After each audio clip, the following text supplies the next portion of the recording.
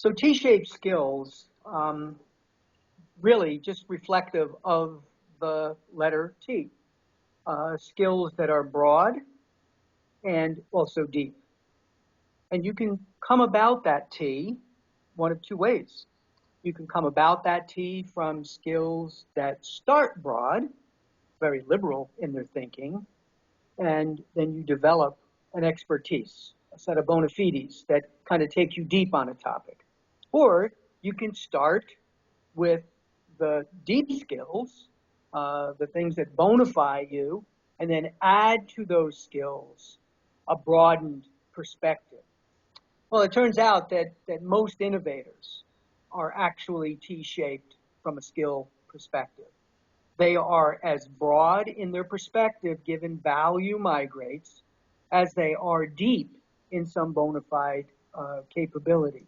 So if you're going to be an innovator of any consequence, you need to understand the bounds of a problem, how and where that problem is going to take you, before you can start to engage the specifics of your knowledge. So those T-shaped skills make you or enable you to be a much better innovator. For sure, you need to have skills that allow you, especially if we're talking about information technology, allow you to understand the business that you're in, the problems that you're trying to solve, in order for you to be able to apply them. Most people understand that IT people inside banks, hospitals, travel or transportation, government, education, they perform much better when they actually understand the business that they're in. T-shape works in any direction you can think of. As I said, you can start deep and become wide, or you can start wide and become deep. It doesn't matter what it is: law, medicine, education, government, religion, business, every sector of the business. It doesn't matter. We want innovative thinking everywhere, don't we? T-shaped skills should be taught actually in grade school, in K through 12, or primary school, depending upon where you are in the world. A lot of problem-based learning, work has been done. The more we expose ourselves to problem-based learning earlier in life, the chances are the better innovator we're going to be. The fact of the matter is, the way we educate people is pretty much in an I-shaped fashion. Most of us are educated with a model that is bona fide deep and narrow. I'm an electrical engineer, not just an electrical engineer. I'm a circuit designing electrical engineer, not just a circuit designing electrical engineer. I'm an integrated designing electrical engineer. Those are good things, and they are necessary but no longer sufficient skills to go forward. In some sense, the way these skills are taught is by engaging better with industry, providing the students and the faculty better access to industrial issues or problems, or governmental issues and problems, if that's where your focus might be. So the closer you get to real world problems, the more realistic you become. And it becomes self-evident what you're missing. It becomes self-evident, where you are lacking the ability to be the technical leader, the innovative leader that you are striving to be. I like to think that everybody has the ability to be a T-shaped individual. Everyone could be an innovator because everyone can actually start with the problem, work their way backwards, and the problem actually broadens you. The problem actually starts to shape you as a T-shaped person. So if you start with the problem before you engage with the answer, chances are you're going to be a real innovator, and chances are you're going to be a very strong T-shaped profile.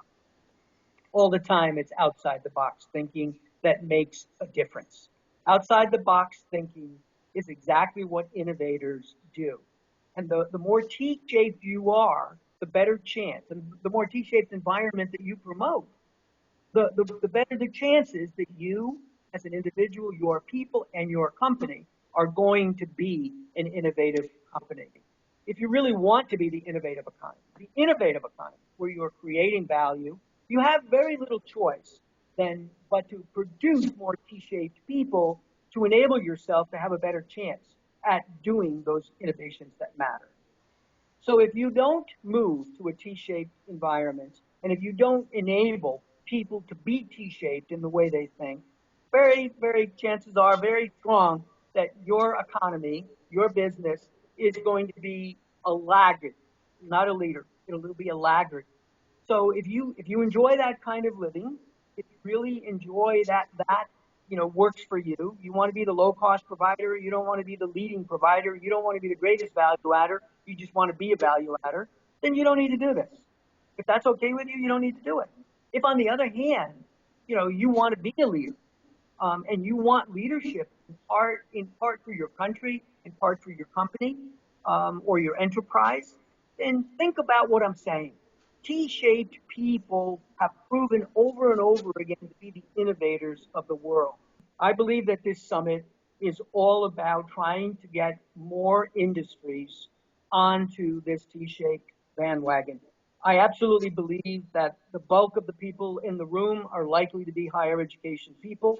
I think they're forward-thinking people. I would hope at this summit we become much more prescriptive in terms of where and how we want to engage business and education to continuously transform us.